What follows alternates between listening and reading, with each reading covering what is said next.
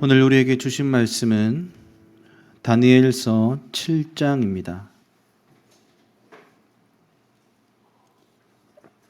다니엘서 7장 9절부터 14절까지 말씀을 다 함께 교독을 하도록 하겠습니다. 다니엘서 7장 9절부터 14절 찾으셨으면 우리 교독을 하도록 하겠습니다. 제가 먼저 읽겠습니다. 내가 보니 왕자가 놓이고 옛적부터 항상 계시니가 좌정하셨는데 그의 옷은 희기가 눈 같고 그의 머리털은 깨끗한 양의 털 같고 그의 보좌는 불꽃이요 그의 바퀴는 타오르는 불이며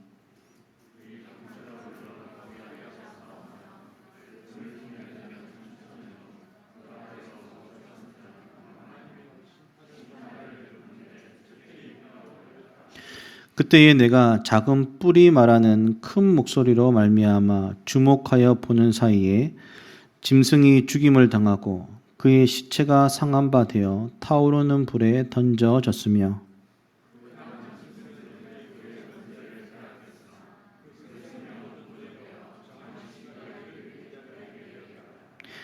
내가 또 밤 환상 중에 보니 인자 같은 이가 하늘 구름을 타고 와서 옛적부터 항상 계신 이에게 나아가 그 앞으로 인도되매 14절 같이 읽겠습니다.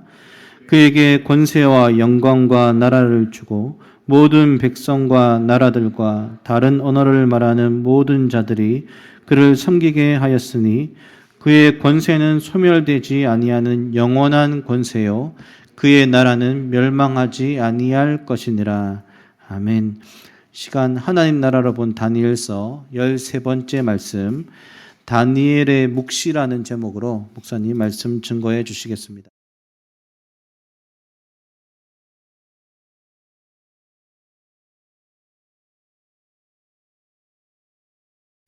여러분 반갑습니다. 예배에 오신 여러분들을 환영합니다. 우리 다시 한번 교제할까요? 교제 시간 한 30초 정도, 또 그 뒤에 오신 분이 계시면 인사하시고요. 또 영상으로 예배드리고 계시는 우리 지체들을 환영합니다. 축복합니다. 그리고 이번 주간에 저희 성도들 가운데 코로나로 집에서 격리되셨던 분들이 많이 계신데 아직 다 못 나오셨어요. 회복되시기를 바랍니다. 회복되셔서 또 다음번에는 함께 예배 드렸으면 좋겠다라는 마음들이 있습니다. 우리 다니엘서 말씀을 계속 묵상하고 있는 가운데 있는데 오늘도 우리에게 주시는 말씀들을 저희들이 기대합니다. 제가 다시 한번 기도하고 말씀 전하겠습니다. 하나님 감사합니다. 저희들이 주의 말씀 앞에 섰습니다. 성경을 쓰신 성령께서 저희들에게 친히 말씀하여 주시고 저희들이 그 말씀 앞에 겸손히 서되 또 하나님 나라 백성으로 이 땅을 살아갈 수 있도록 성령 하나님께서 우리에게 친히 얼굴을 내밀어 주셔서 한 사람 한 사람이 그 말씀 가운데 이끌림 받는 시간으로 우리를 이끌어 주옵소서. 예수님 이름으로 기도합니다. 아멘. 오늘 설교 제목이 뭐죠? 다니엘의 묵시입니다. 이스라엘이 바벨론의 포로로 잡혀 끌려갔을 때 그때 선지자들이 나타나기 시작했는데 이 당시 그때 포로로 끌려갔을 당시의 선지자들을 뭐라고 부르느냐면은 포로기 선지자라고 부릅니다. 포로 때에 나타났던 선지자들. BC 7세기, 그러니까 예수님이 오시기 700년 전부터 활동하던 선지자들인데 7세기 예수님 오시기 700년 전부터 포로기 선지자들이 나타나서 마지막 선지자가 누굴까요? 그 포로기 선지자 마지막 그 선지자가 BC 4세기에 사역했던 말라기입니다. 우리 구약 성경 마지막 말라기. 그리고 400년 동안 선지자가 안 나타납니다. 암흑기죠. 그랬다가 400년 만에 광야에서 외치는 소리가 나오는데 마지막 선지자 세례 요한이 등장합니다. 구약이 그런 것이죠. 그런데 이 포로기 선지자들의 특징이 있습니다. 이들이 환상을 자주 본다는 것인데요. 우리 한번 1절 보겠습니다. 1절 같이 읽어보겠습니다. 시작. 바벨론 벨사살 왕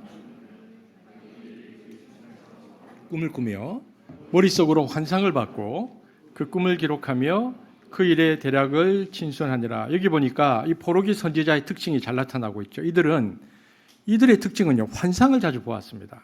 오늘 본문에도 보면 다니엘이 포로로 끌려가서 벨사살 왕 첫째 되는 해에 그가 침상에 누웠는데 어떻게 돼 있죠? 보니까 꿈을 꾸었다 돼 있죠. 꿈을 꾸었고 그 다음에 어떻게 돼 있죠? 머릿속으로 환상을 받았고 이렇게 돼 있습니다. 그러니까 하나님이 그 뇌에다가 이상과 비전과 환상을 심어주었고 그 환상은 단순히 뇌의 작용으로 온 것이 아니고 하나님께서 집어넣은 것이라서 꿈을 깨고 나서도 너무 생생했던 것입니다.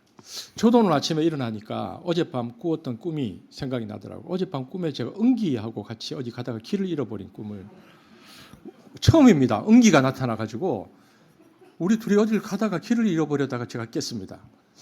환상은 아닌 것 같은데 그 꿈을 기록하며 이것을 신학자들은 하나님께서 머릿속에 집어넣어서 어떤 것을 기억하게 되는 것을 신학자들은 묵시라고 불렀는데 아포칼립스라는 단어인데 묵시라고 불렀습니다. 계시적 환상이죠. 그래서 이 사람들을 이제 그 포로기 시대의 선지자의 특징이라고 하는데 이처럼 하나님의 계시를 환상으로 자주 보게 되어지는 선지자를 그래서 묵시주의적 선지자라 이렇게 부릅니다. 이들은 그들이 그 묵시를 본 장면을 자주 묘사하곤 했는데 포로기 선지자들에게는 나타나는 특징이었는데 그러면 여러분 제가 한 가지 질문해 보겠습니다. 왜 포로로 잡혀갔을 때 그 당시 선지자들에게 하나님께서는 환상을 많이 보여주셨을까요? 다른 선지자들에게 나타나지 않는 특징들 왜 환상을 많이 보여주셨을까요? 이유는 단 하나입니다. 너무 절망적이기 때문에 너무 역사가 짙은 어둠 속으로 들어가 버리기 때문에 역사가 감당이 안 될 만큼 블랙홀로 들어가 버렸기 때문에 왜냐하면 이 포로기 BC 700년 전 다니엘이 잡혀와서 포로기에 이어서 이제는 하나님의 아무런 계시가 역사 속에서 전혀 없는 절망적인 캄캄한 400년을 앞두고 있는 것입니다. 사람들은 모르죠. 그러니까 하나님께서 이 어둡고 절망적인 400년이란 이 시대에 마지막 희망, 이 긴 밤을 지낼 수 있는 마지막 희망을 마음속에 심어주기 위해서 특별한 방식을 주셨는데 그것이 환상이었습니다. 왜냐하면 이때는 이스라엘 백성들이 말씀을 들을 힘도 없어요. 말씀을 이해할 수 있는 에너지가 이미 다 소멸해버린 상태입니다. 포로로 오래 잡혀 있어서. 여러분 살아 있어야 말씀이라도 듣지. 그들은 지금 말씀으로도 그리고 말씀으로는 하나님을 만날 힘이 전혀 없는 것입니다. 여러분 그 에스겔 선지자 환상에 의하면요. 포로기 시대의 이스라엘의 형편을 잘 그리고 있는데 에스겔 선지자가 포로기 시대의 이스라엘을 어떻게 표현했냐면 그들은 아골 골짜기에 뼈만 가득한 상태였다. 힘줄도 없고 살도 없고 뼈들도 다 흩어져서 말라버렸다. 그러니까 하나님이 에스겔에게 무엇이라고 이 환상을 설명해 주느냐면 지금 이 포로 상태에 있는 이스라엘 백성들이 이 마른 뼈와 같다. 이 마른 뼈와 같은 사람들은 이미 죽었기 때문에 하나님의 말씀을 말로나 문자적으로나 받아들일 수 있는 상황이 안 되었습니다. 그럴 힘도 없었죠. 그래서 하나님이 이때에는 글이 아니고 그림으로 자신의 뜻을 보여주시고 문자가 아니고 환상으로 계시로 하나님의 말씀을 주시는 것입니다. 요즘으로 얘기하면은 분석 능력의 좌뇌로 계시가 오지 않고 직관 능력만 남아있는 우뇌로 하나님께서 마지막 희망을 보여주시는 것입니다. 그래서 이렇게 절망적인 상황에 묵시가 임한다고 보아야 됩니다. 이처럼 포로기 시대에 하나님이 자신의 백성에게 희망을 주시는 방식은 묵시였습니다. 하지만 보면 포로기 시대에 묵시 외에 하나님이 백성에게 희망을 주시는 또 다른 방식이 하나 더 있었습니다. 그건 뭐냐면 그것은 개혁이라는 방식이었습니다. 신학자들은 포로기 시대의 두 가지 특징을 뭐라고 말하냐면 하나는 묵시주의, 하나는 개혁주의라고 말하는데 개혁이라는 것은 언제 하나님께서 쓰시냐면요. 희망이 보일 때 일어나는 겁니다. 그래서 포로기 시대의 이스라엘 지도자들 중에서 개혁가들이 나타날 때가 있었습니다. 언제냐? 여러분 고레스 왕이 칙령을 발표해서 이스라엘 백성을 다 고국으로 돌아가도록 좋다고 하는 귀환령이 내려졌을 때입니다. 이때는 역사가 깊은 어둠이었는데 갑자기 빛이 번쩍하고 비치면서 순간적으로 낮이 온 것 같고 해방이 온 것 같고 희망이 생깁니다. 그래서 이스라엘 백성들이 다시 예루살렘으로 돌아가서 무너진 성전을 다시 짓자, 무너진 성벽을 다시 재건하지 않은 재건운동이 확 일어날 때는 하나님께서 누구를 쓰시냐면 개혁가를 쓰십니다. 누구입니까? 성전 재건자로 학사 에스라, 성을 다시 재건하는 자로 행정가 느헤미야. 여러분 흥미로운 것은요, 에스라나 느헤미야 이 두 사람은 환상을 보는 법이 없습니다. 이들은 환상을 보지 않습니다. 하나님께서 이들에게 환상을 주지 않으십니다. 오히려 느헤미야나 에스라 같은 사람들은 계획과 애씀과 백성을 독려함과 하나님의 도우심을 받아서 이를 세밀하게 집행해 나가는 능력을 하나님이 주십니다. 이처럼 희망이 보일 때는 하나님께서 개혁가를 사용하십니다. 그러나 완전히 절망적일 때는 희망을 포기하지 않기 위해서 묵시적인 선지자들을 세우셨습니다. 이때 나타나는 선지자들이 구약 뒤에 나타나는 학개, 스가랴 보면 여러분 다 환상을 보는 선지자들입니다. 그러니까 이들은 요즘으로 따지면 오디오로 비디오로 동시에 다 보는 사람들입니다. 묵시를 보이신 이유가 무엇인가? 제가 뭐라고 얘기했죠? 마지막 위로입니다. 꿈을 가지게 하기 위해서. 여러분 한국 교회에 묵시가 가장 많이 나타났을 때가 언제일까요? 한국 교회에 언제일까요? 여러분 한번 맞춰보십시오. 저하고 눈을 한번 마주쳐 보시죠. 언제일까요? 일제강점기입니다. 일제강점기 후반에 가면요, 일제가 30년 넘게 우리나라를 지배할 때 나중에 신사참배가 진행되는데 일반 교회 목사님들이 다 신사참배를 하기 시작합니다. 그래서 예배를 드릴 때에 예배를 드리기 전에 이제 일본을 향해서 동방요배라 그래서 전부 다 절을 하고 그 다음에 이렇게 예배를 드렸죠. 이제 일제 마지막 시대에는 모두 다 신사참배를 하게 되는데 일반 교회 목사님들이 다 신사참배를 하기 시작하고 신앙의 전기가 훼손되어지고 뜻이 있는 하나님의 백성들은 더 이상 교회에서 이제 신앙을 유지하기가 어렵고 시험에 드니까 사람들이 어디로 가느냐? 산으로 들어가기 시작했습니다. 당시 유명한 신비주의 운동이 일어났는데 그것이 감리교회의 유명한 이용도 목사의 부흥회였습니다. 이때 사람들이 엄청나게 환상과 비전을 많이 보았습니다. 그래서 그때 우리나라에 뭐가 생기냐면 기도원이 생기거든요. 제도권 교회를 버리고 산으로 들어가서 따로 신앙을 유지하는 기도원 운동이 그때 생겨납니다. 여러분 한국 교회의 중요한 신앙의 두 영성의 기초, 새벽기도와 산기도 혹은 부흥회라고 하는데 이 새벽기도와 산기도가 이때 생겨났습니다. 이것은 암울한 한국의 역사 상황과 무관하지 않습니다. 여러분 일제강점기를 지나서 일본이 패망하고 난 다음에 한국 교회는 더 혼돈기에 빠집니다. 왜냐하면 남북이 분절됐거든요. 그 다음 전쟁을 겪습니다. 자식들이 남과 북으로 나뉘어져 서로 총질을 해서 죽이는 거예요. 그러니까 이 어머니들이 이 한을 어떻게 풀겠습니까? 거기다가 전쟁을 지나면서 얼마나 가난했습니까? 아이들은 키워야 하고. 그러니까 어머니들이 정상적인 방식으로는 그 위기를 극복할 수가 없었습니다. 그래서 다 산으로 올라가서 하나님 앞에 금식하고 부르짖고 기도하고 환상을 보곤 했습니다. 그래서 이때에 우리나라 이단이 굉장히 많이 일어났습니다.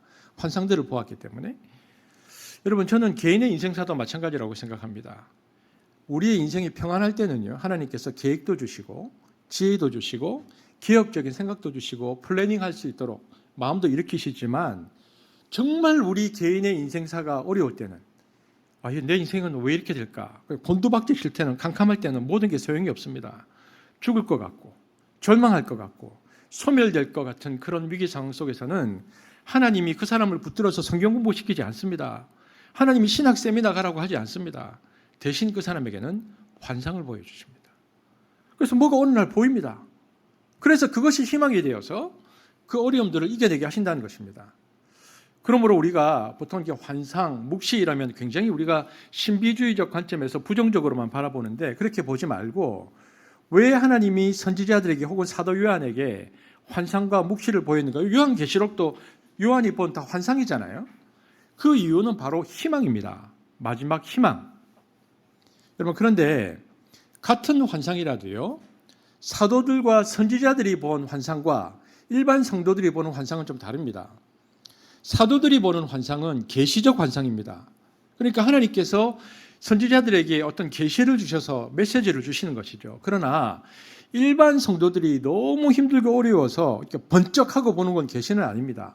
그래서 이것을 뭐라고 말하거냐 하면 이것을 섭리적인 환상이다 이렇게 부릅니다. 섭리적 환상이라는 것은 교회나 혹은 다른 교인들에게 작동되어지는 보편적인 원리가 없기 때문에 이것은 계시가 아닙니다. 다만 그 사람에게만 필요해서 하나님께서 주시는 이야기죠. 그렇기 때문에 자기가 본 환상을 가지고 남에게 이래라 저래라고 이야기하면 그때부터 예수 무당되고 교주가 됩니다. 그때부터 교주성이 생기는 겁니다. 이거 매우 위험한 겁니다. 그래서 우리가 이제 다니엘서를 보잖아요. 환상이 가지는 의미를 신앙적으로 신학적으로 정돈해서 긍정적인 부분은 이해하지만 어떤 때 문제가 생기는지를 잘 살펴보아서 이 묵시주의적 전통이 성경 계시가 기록될 때 어떻게 작동했는지를 이해하고 우리가 바라보는 것이 좋습니다. 그래서 한마디로 정돈하면 하나님께서 왜 묵시를 주셨는가? 왜 포로기 시대의 선지자들에게 묵시가 나타나는가? 희망을 주기 위해서다. 우리가 그것을 기억할 필요가 있습니다. 오늘 본문에 보니까 우리 1절에 뭐라고 되어 있죠? 다니엘이 벨사상 왕 첫째 해에 묵시를 받았다. 이때가 BC 550년입니다. 그러니까 예수님 오시기 전 550년 전. 여기에 보면 바벨론 벨사살 왕 원년이라고 쓴 이유가 뭡니까? 이 계시가, 이 하늘로부터 온 계시가 역사와 연관이 있는 계시라는 것입니다. 그러니까 무시간성의 환상이면 이 계시가 임한 역사적 상황을 기록할 필요가 없죠. 그러므로 이것은 어떻게 해석해야 되냐면은 다시 1절 띄워주십시오. 역사적으로 해석을 해야 됩니다. 왜냐하면 역사적 환상이니까. 여러분, 자 이제 질문해 보겠습니다. 다니엘이 몇 년 동안 사역을 했습니까? 10대에 잡혀왔는데 느부갓네살 왕이 예루살렘을 공격해서 그들을 잡아갔을 때가 BC 605년이고요. 바벨론이 무너지고 페르시아 제국이 생기고 고레스가 고레스 칙령을 발표하고 고레스 왕 3년까지 다니엘이 사역했다고 다니엘서 6장 마지막에 나오는 것을 보면 다니엘은 최소한 70년 동안 선지자 사역을 했습니다. 그러니까 다니엘이 소년으로 끌려와서 15살에 끌려왔다고 그래도 최소한 85세 이상 살았는데요. 고대 사회에서는 드물게 장수한 인물입니다. 고대 사회의 평균 연령이 40대였거든요. 그러니까 다니엘은 그런 역사적 시공간 속에서 하나님의 계시를 받았던 인물입니다. 여러분 기억 혹시 못하실 수도 있는데 그때 표를 만들었었는데 바벨론 제국은 어느 왕 때 무너지죠? 마지막 벨사살 왕 때 무너지는데 단명 제국입니다.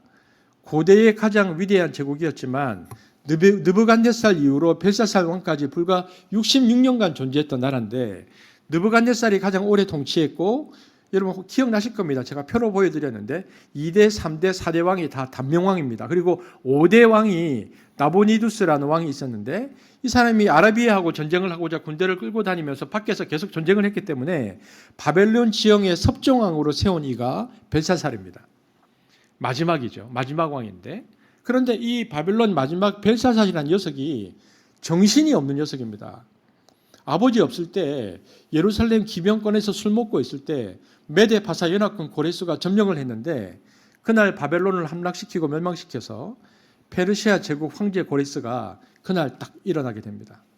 그런데 바로 그 멸망당하는 날 다니엘이 오늘 본문입니다. 환상을 봅니다. 이 환상의 내용이 뭐냐면 하나님께서 이제부터 다니엘에게 어떤 계시를 주시는데 이 계시는 그러니까 포로 시대를 살고 있는 이스라엘이 살고 있는 이 중근동의 역사가 앞으로 대격변기를 겪고 있는데 어떻게 격변기를 겪고 있을까를 다니엘에게 환상으로 주신 것입니다. 즉 어떤 나라가 일어나고 어떤 나라가 망할지 예측할 수 없는 굉장히 불안정한 시대에 들어갔는데 이스라엘 백성들이 여전히 믿음과 희망을 가지고 하나님 백성으로 살아갈 수 있게 하기 위해서 미래에 일어날 일들을 다니엘에게 환상으로 보여주셨다는 것입니다. 이것이 역사적 계시가 환상으로 다니엘에게 들어온 이유입니다.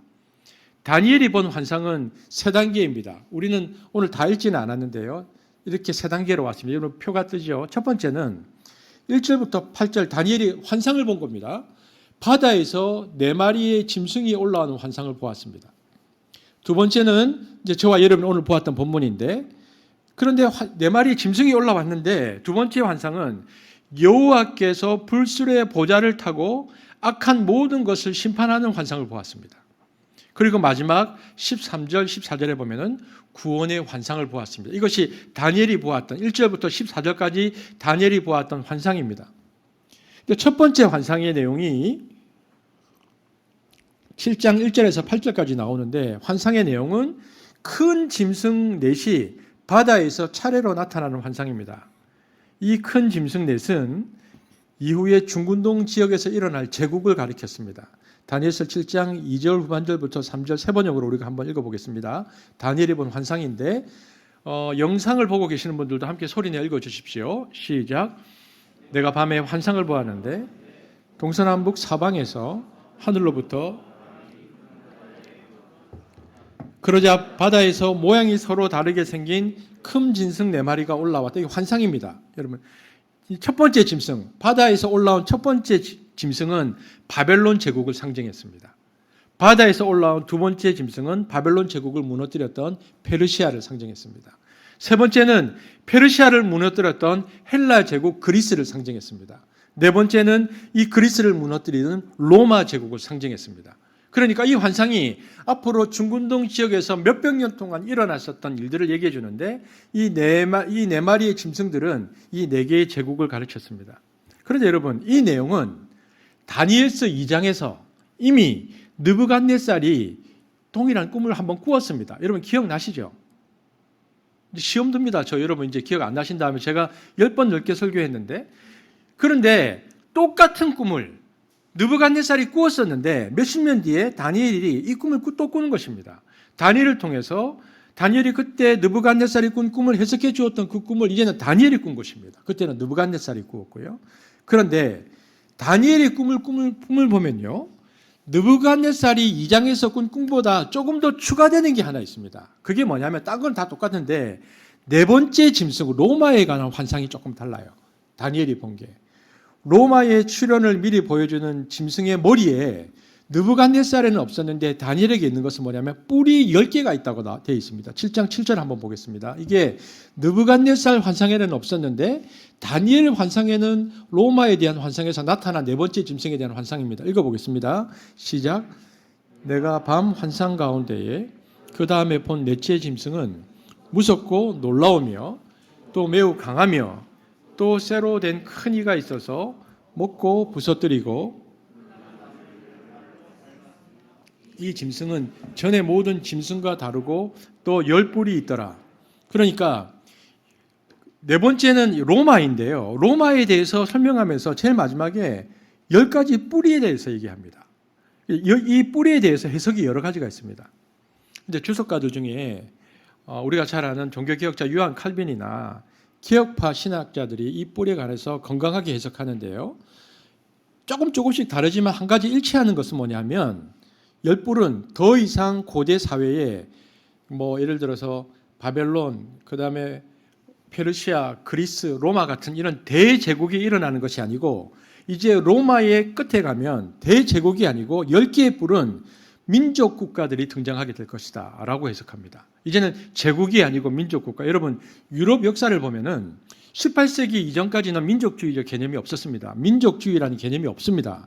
우리나라는 민족주의 개념이 있습니다. 왜냐하면 우리는 한민족이라는 이야기를 너무 많이 들어왔기 때문에, 단일민족 사상이 있기 때문에 우리가 민족주의가 좀 강한 편입니다.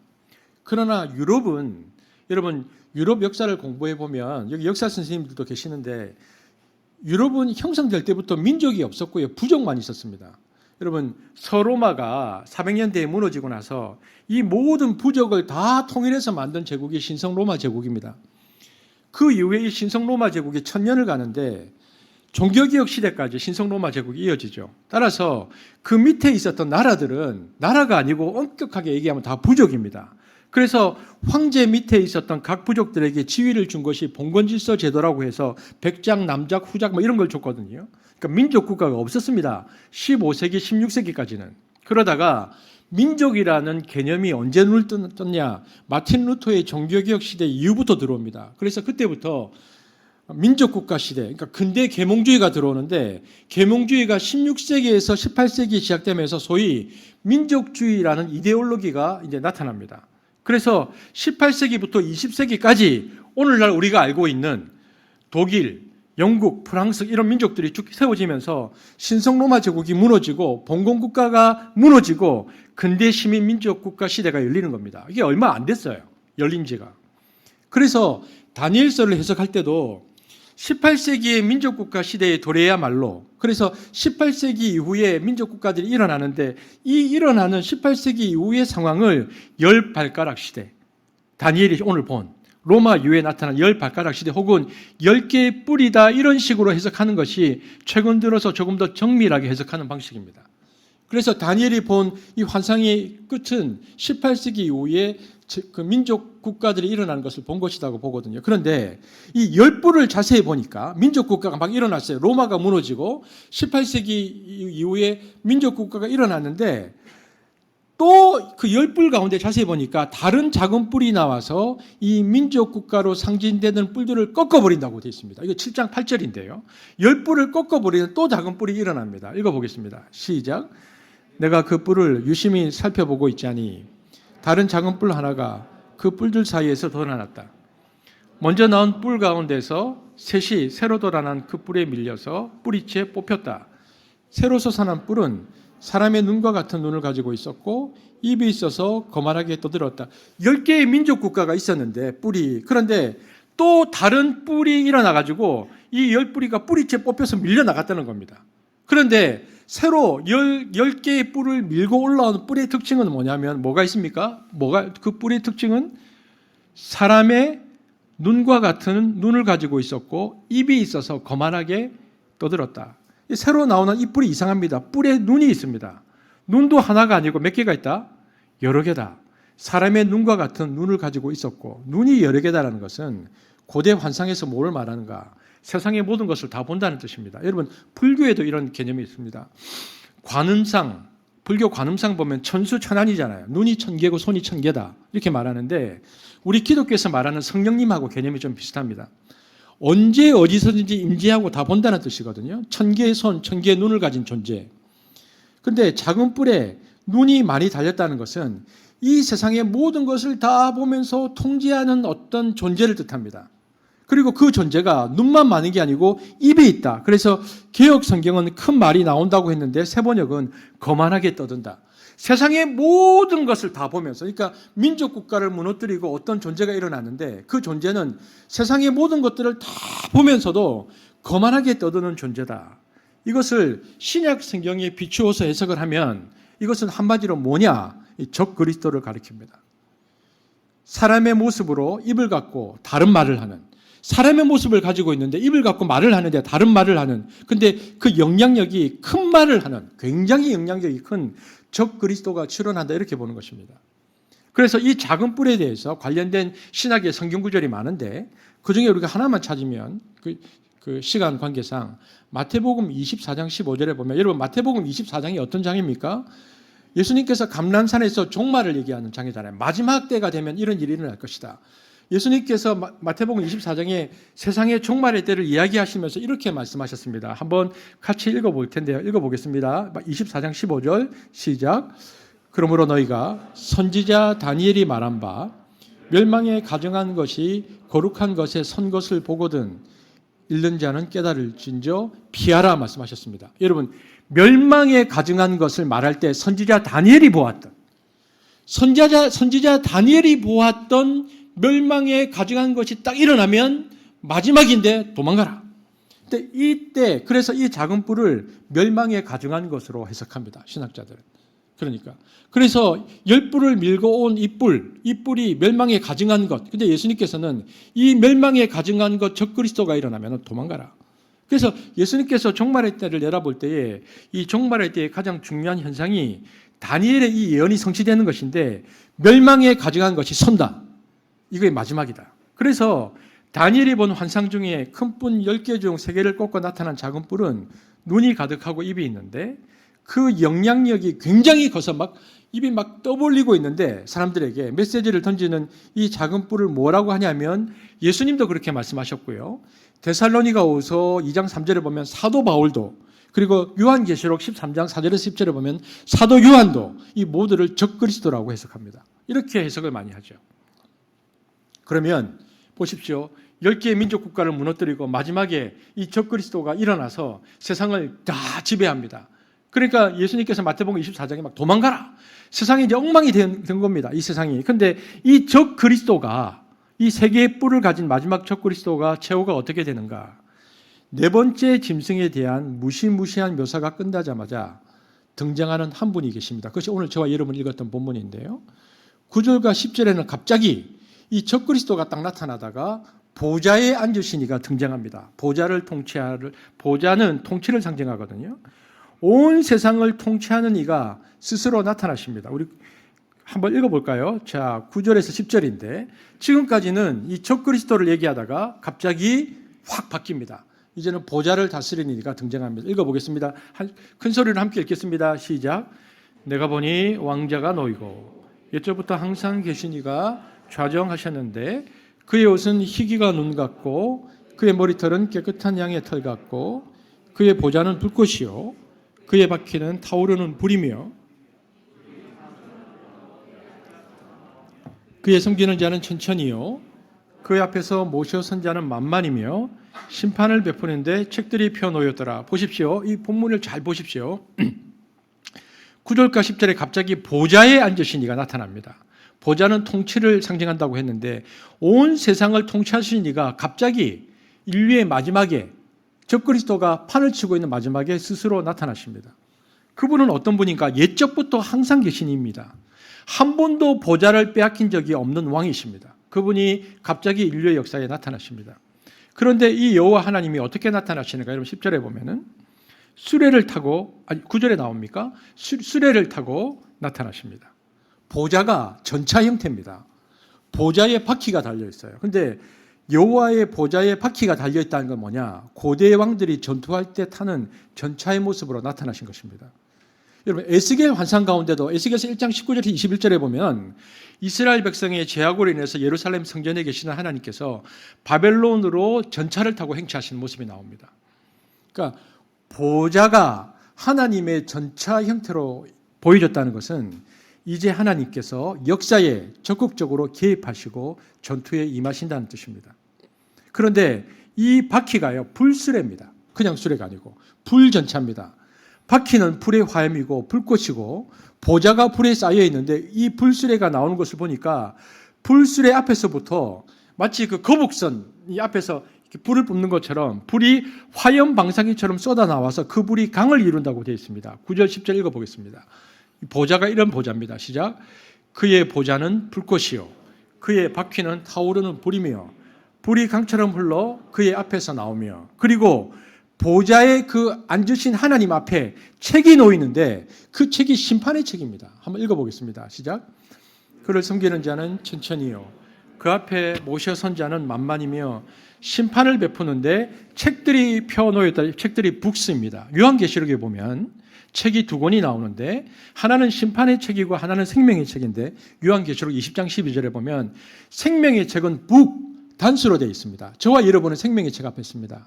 그런데 심판의 책은 복수로 되어 있습니다. 오늘 다니엘서의 책들은 모두 복수로 심판의 책이 그 보좌 앞에 놓여 있습니다. 그런데 심판을 받는 수많은 명단이 거기에 있을 거잖아요. 그런데 심판의 대상 중에서 가장 강력하게 심판을 받아야 할 제일 마지막에 나왔던 작은 뿔, 이 적그리스도가 어떻게 되는가? 오늘 성경에 보니까 그 적그리스도가 다니엘서 7장 11절 불못으로 던져진다. 읽어보겠습니다. 시작. 내가 보고 있는 동안에 작은 뿔이 크게 떠드는 소리를 들을 수 있었다. 내가 살펴보니 넷째 짐승이 살해되고 그 시체가 뭉그러져서 타는 물에 던져졌다. 마지막 적그리스도가 막 움직이는데 예수님께서 이제 그 하나님께서 보좌에 오셔가지고 이 적그리스도를 불못으로 집어 던져버렸다는 겁니다. 불로 임하는 하나님. 여러분, 불로 임하는 하나님은 죄를 소멸시키는 전능하신 여호와 하나님을 나타나는데 이 불은 정화의 불, 종말론적 불을 보여주는 이런 환상이 다니엘에게 들어온 것입니다. 엄청난 짐승이었습니다. 10불을 무너뜨리고 그 다음 일어나는 이 적그리스도는 모든 것을 다 보고 모든 것을 떠벌리는 엄청난 짐승이었는데 성도를 두려움에 떨게 할 만큼 강한 능력을 가졌는데 그런데 보좌에 앉으신 이가 등장하자마자 이 짐승이 죽임을 당하고 그 시체가 불에 던져진다는 것입니다. 그러니까 보좌에 계신 이에게 이 짐승은 아무것도 아니었던 겁니다. 다니엘서 7장 13절 14절 그리고는 또 장면이 딱 바뀝니다. 세 번째, 이제는 하나님 말고 적그리스도가 나타났고 하나님이 나타나는데 이제는 세 번째 환상에서는 또 다른 장면으로 확 바뀝니다. 읽어보겠습니다. 이것이 세 번째 환상인데 시작. 인자 같은 이가 하늘 구름을 타고 와서 옛적부터 항상 계신 이에게 나아가 그 앞으로 인도되매 그에게 권세와 영광과 나라를 주고 모든 백성과 나라들과 다른 언어를 말하는 모든 자들이 그를 섬기게 하였으니 그의 권세는 소멸되지 아니하는 영원한 권세요 그의 나라는 멸망하지 아니할 것이니라.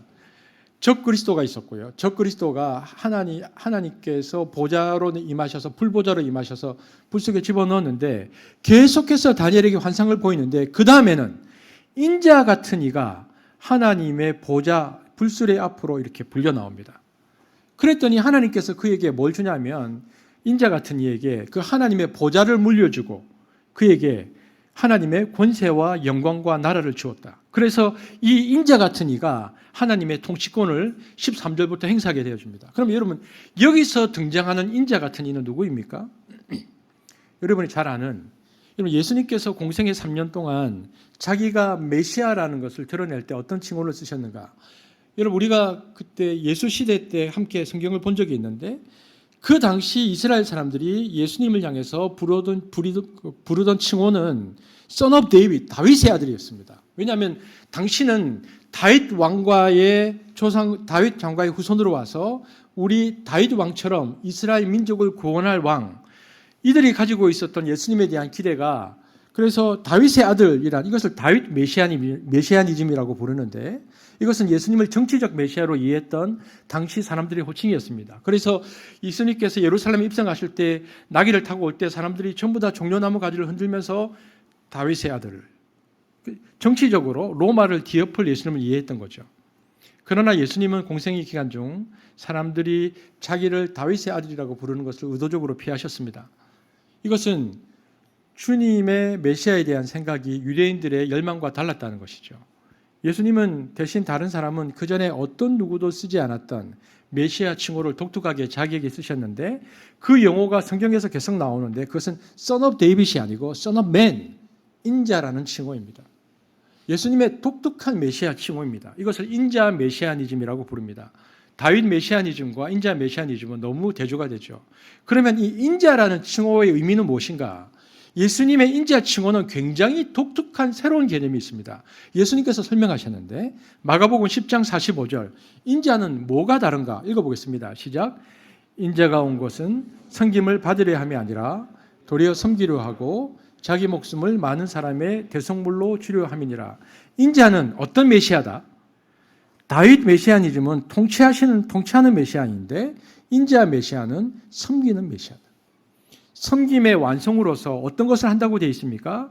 많은 사람을 위하여 목숨을 대속물 대신 속죄하는 짐승으로 죽기 위해서 온 메시아다. 그러니까 인자 메시아니즘은 다윗 메시아니즘과 전혀 다른 겁니다. 다윗 메시아니즘은 정치적 메시아라면 예수님께서 말씀하신 인자라는 특징은 속죄 제물로 죽으러 오신 하나님이라는 뜻입니다. 대속의 개념이 강조되죠. 무엇보다 인자의 강조점은 온 인류의 죄 문제 때문에 대시 죽는 하나님. 그러니까 이 인자라는 칭호는 유대 민족만을 구원하는 메시아가 아니고 유대 민족을 넘어서서 모든 열망을 구원하시는 하나님의 전 구원의 메시아로서의 하나님을 말할 때 인자라는 용어를 쓰는 것입니다. 그래서 이 인자라는 용어를 신구약 성경 전체에서, 근데 예수님께서 쓰셨던 이 인자라는 용어를 신구약 성경 전체에서 가장 먼저 쓴 사람이 누구인가? 이 다니엘입니다. 하나님의 보좌 앞에 나가서 하나님으로부터 참다한 왕권을 받는 분이 계시는데 그분을 표현할 때 다니엘이 오늘 다니엘서 7장 13절에서 인자 같은 이라고 표현했다는 것입니다.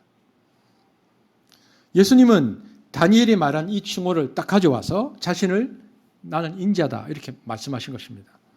그렇게 예수님께서 온 인류를 구원하는 메시아로서 자기의 메시아 개념을 민족을 넘어서서 온 인류로 확대했고요. 그것을 위해서 유대 독립전쟁을 위해서 지도하는 지도자가 되는 게 아니고 인류의 죄를 위해서 십자가에 달려 죽는 인자 메시아라고 예수님께서 강조하신 것이죠. 그리고 예수님께서 죽으셨어요. 정말 사람들의 온 인류의 죄를 위해 죽으시고 난 다음에 예수님께서 뭐 하셨죠? 부활하셨죠.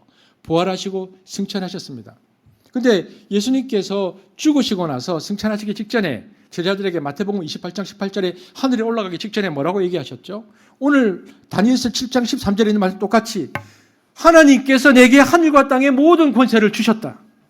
그 전에 예수님께서 3년 동안 활동하실 때는 왕자, 황태자로서 사역을 하다가 부활한 이후에는 하나님께서 하나님의 왕권을 예수님에게 다 주셨다. 그래서 그전에는 땅의 권세만 있었는데 이제는 하늘과 땅의 권세를 예수님께서 다 받으시고 하늘로 올라 우편 보좌에 앉으셔서 이 세상의 왕권을 행하는 킹 오브 킹, 왕 중의 왕으로 예수님께서 보좌에 앉으신 것입니다.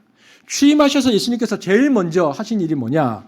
이 세상을 통치하기 위해서 왕 중의 왕으로 딱 예수님께서 하늘에 오르셔서 제일 먼저 하신 일이 성령을 마가 다락방에 보내신 일이었습니다. 예수의 영, 하나님의 영이 마가 다락방에 임해서 사람들이 임하니까 무슨 일이 일어났는가? 그때 디아스포라 유대인들이 그 유월절을 지키기 위해서 온 세계에서 몰려들었는데 세계 각국에서 와서 다른 말을 하는 이들이 다 예수를 주라고 고백하고 복음을 증거하는 그의 백성이 됩니다. 이것이 다니엘의 바로 그 예언입니다. 7장 14절.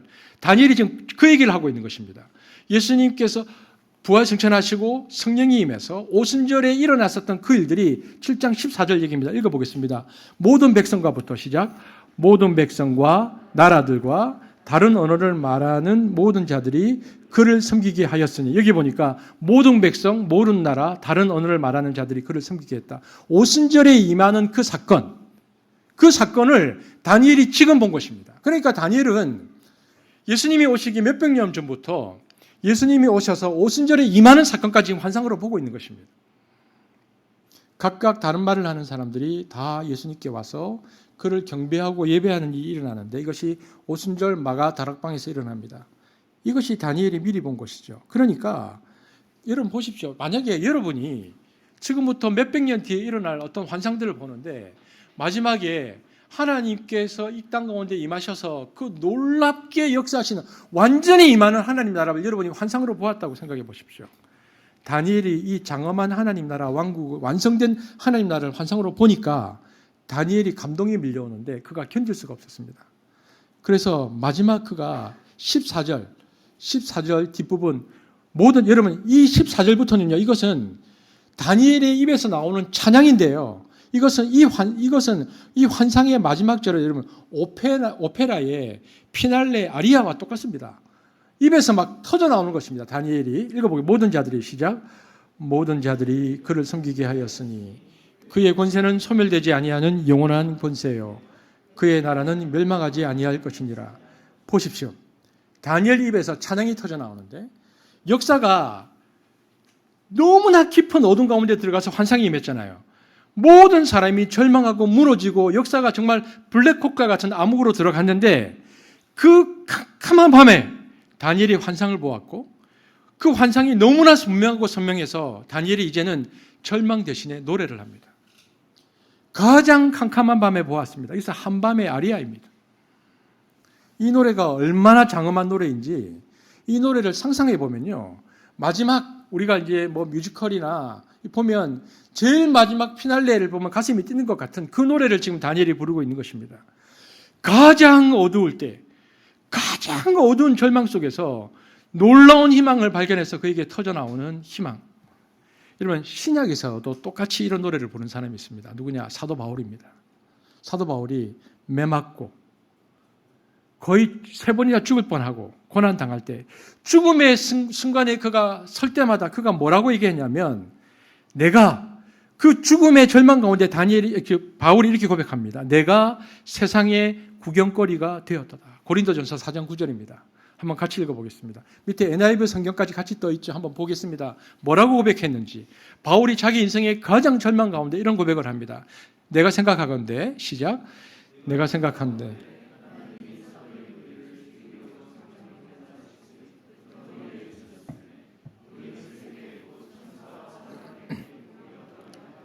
보십시오.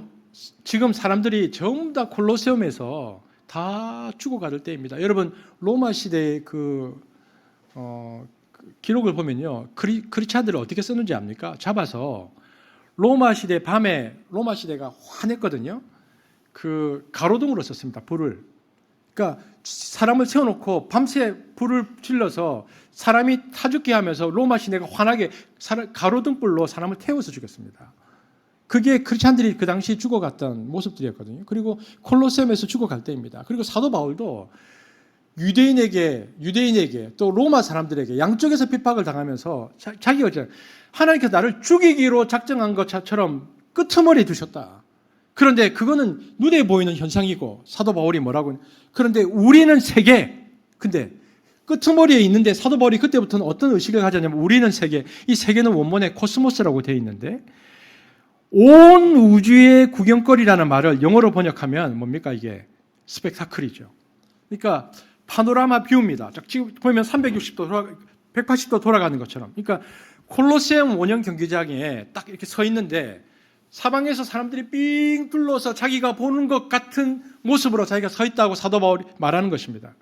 사도 바울은 자기가 선교사로 살아가면서 겪는 모든 고난과 아픔을 마치 온 우주의 원형 경기장 안에서 검투사들이 사자와 싸우는 것과 똑같다는 의식을 가졌습니다. 그래서 고난과 핍박과 아픔이 다가오는데 그 선한 싸움을 싸우고 있을 때 자기를 바라보는 사람들이 있다는 겁니다. 자기는 서 있는데 삥 둘러서 그 원형 경기장에 파노라마 뷰로 보니까 사람들이 쭉 둘러서 자기를 보고 있는데 누구인가? 예수님께서 하늘의 스타디움의 보좌에 앉아서 자기를 바라보고 있고 천군 천사가 자기를 바라보고 있고 먼저 죽은 순교자들과 의인들과 먼저 하늘나라가 성도들이 자기를 온 사방에서 다 바라보고 있고 그 영들이 바라보고 있으면서 사도 바울이 정말 고난을 잘 극복하고 있구나. 그 장면을 볼 때마다 하늘의 메인 스타디움의 환성 소리가 자기에게 꽉 차게 들리는 것입니다. 지금 사도 바울이 그 얘기를 하고 있는 것입니다. 고린도전서에서.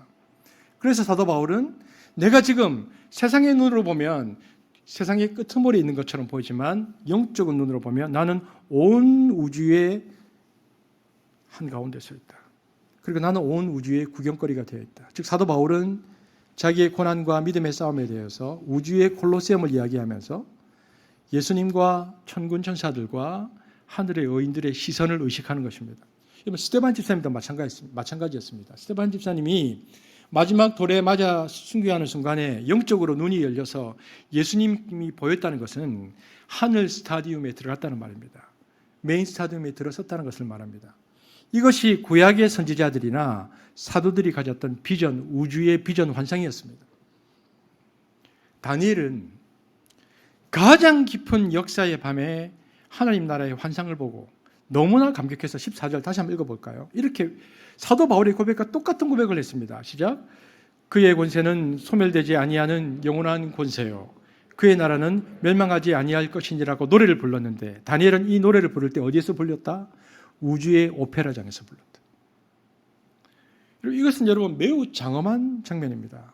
한밤에 온 우주를 향해서 부르는 노래입니다. 이 마지막 소절은 하나님과 천군 천사들과 의인들과 순교자들과 먼저 죽은 하늘의 백성들이 다 있는 오페라장을 바라보면서 마지막 휘날레 아리아를 부르는 것입니다.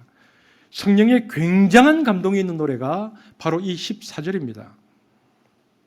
여러분, 이런 열정, 이런 패션, 이런 희망, 이런 꿈은 절대 밤의 어둠에 무너지지 않습니다. 우리가 그것을 안다면. 그런데 현실에서는 사람들이 많이 무너진다는 것입니다. 왜 현실에서는 무너질까? 우리 적용을 생각하면서 그런 생각을 합니다. 사람들이 왜 믿음을 저버릴까? 신앙이 왜 변절될까? 원인은 하나입니다. 절망하면. 절망하고 낙심하면 다 포기하고 변절됩니다. 이 노래를 들으면서 한 가지 장면이 떠오르는데 여러분 전지현 주연 암살이라는 영화 여러분 보셨습니까? 영화 안 보십니까? 우리 성도들 너무 성경만 보시고 그렇게 합니까? 혹은 영화도 안 보고 성경도 안 보십니까? 이때 그 암살이라는 영화 보면 친일파로 변절한 처음엔 독립군이었다가 친일파로 변절한 이정재가 맡았던 염석진이라는 나쁜 놈이 나오죠. 나중에 이제 다 죽이고 제일 영화 마지막에 전지현이 염석진을 채용하기 전에 하도 궁금해서 묻습니다. 당신 왜 변절했냐고. 그렇게 잘 싸우고 전투에 임하던 독립운동가가 왜 변절했냐고. 그때 염석진이 뭐라고 말합니까? 난 일본이 이렇게 빨리 망할 줄 몰랐어. 변절의 원인은 절망입니다. 여러분 이광수가 왜 변절했습니까? 춘원 이광수가 왜 변절했죠? 이 사람이 기미독립선언서를 일본에서 유학생들이 먼저 쓸 때 선언물의 기초를 쓴 사람이 이광수입니다. 나중에 상해 임시정부에서 가서 독립신문 만들 때 주필했던 사람이 이광수입니다. 그런데 일제 말에 변절했습니다. 친일파가 됐습니다. 그래서 조선의 청년들에게 대동아 전쟁 한국신문으로 봉사하고 전쟁에 나가라고 독려한 사람입니다. 우리가 아는 육당 최남선 선생, 구한말 한학자이면서 유명한 당대의 명필가 있는데 이분이 3.1 독립선언을 썼거든요. 그러다가 나중에 이분이 친일파 됩니다. 여러분, 왜 이광수나 최남선 같은 사람이 변절했습니까? 절망했기 때문에. 더 이상 독립은 없다. 더 이상 독립은 없다. 더 이상 이제는 그렇다면 일본과 하나 돼서 가는 것이 조선이 사는 길이다. 절망했기 때문에. 여러분, 하나님은 역사가 어두울 때에 예수 믿고 하나님 믿는 사람들의 신앙을 보존시키려고 다니엘 같은 사람에게 그래서 무엇을 보여주셨는가? 환상을 보여주셨습니다. 끝이 아니다. 너희들이 절망하면 변절하고 절망하면 무너지지만 끝이 아니다.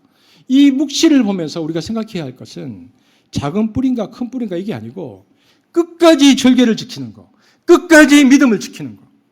아무리 이 세상의 세력이 커져가고 돈이 새로운 우상으로 온 세계의 마음을 지배하는 이 자본주의 우상 시대가 더 깊어져 가도 아무리 역사의 어둠이 깊어도 지금 내가 부딪히고 있는 여러 가지 어려움과 힘든 일이 있어도 그것을 내가 지금 믿음으로 싸우려고 애를 쓰고 눈물로 주님께 기도하면 그것을 나 혼자서 발버둥 치고 있는 것이 아니고 그 장면을 나나 우리 주위에 있는 가족만 보는 것이 아니고 같이 기도하고 삶을 나누는 토원들만 보고 있는 것이 아니고 하늘 스타디움에서 예수님이 보고 있고 하늘의 천군 천사들이 보고 있고 먼저 죽은 순교자들과 의인들이 보고 있고 나와 함께 신앙생활을 하다가 먼저 간 성도들이 다 보고 있다는 것을 내가 알아야 한다는 것입니다.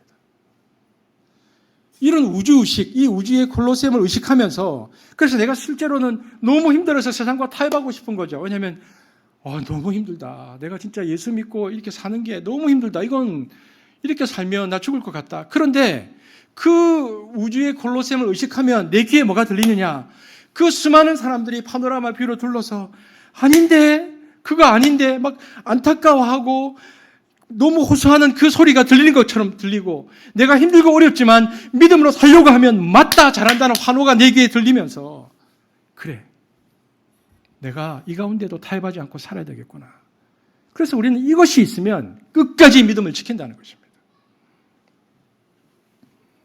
역사의 어둠과 개인의 어둠과 무엇보다 코로나 이후에 너무나 영향력을 상실한 기독교 시대를 우리가 살아가지만 그럼에도 불구하고 우리가 이 우주적 의식을 가지고 오늘도 하나님 앞에서 그 파노라마 뷰를 바라보면서 인내하는 성도들로 인해서 마지막 다니엘을 향한 다니엘 마지막 장에 나오는 12장에 나오는 고백처럼 한숨은 저는 밤하늘의 별처럼 빛날 것이라고 생각합니다. 우리가 이 세상 가운데 그 하나님의 사람으로 살아가야 하는 것입니다. 오늘 이 말씀 앞에서 하나님, 내가 이 땅 가운데 깊은 역사의 어둠 가운데 살아가고 기독교가 쇠락해가는 이 시대 속에 살아가지만 그러나 하늘의 콜로세움을 의식하면서 하늘의 별처럼 살 것입니다. 한숲은 그런 공동체가 될 것입니다. 우리가 그런 고백을 해야 할 것입니다. 기도하겠습니다. 하나님 감사합니다. 한숲은 밤하늘의 별처럼 빛날 것입니다. 우리는 마지막 역사의 어둠 가운데서도 그리고 우리 개인의 어둠 가운데서도 주님을 기억하고 하늘 콜로세움을 기억하며 믿음을 지켜낼 것입니다. 하나님, 오늘 이곳에 그리고 영상 예배로 드리고 있는 성도들 가운데 믿음을 지키기 위하여 그렇게 발버둥 치고 있는 사랑하는 성도들, 하나님께서 그들을 기억하시고 그 삶의 현장에서 별처럼 빛날 수 있도록 하나님 그들을 붙드시고 절망과 아픔이 아니라 희망과 소망으로 하나님의 나라를 살아갈 수 있도록 축복하여 주옵소서. 예수님 이름으로 기도합니다. 아멘.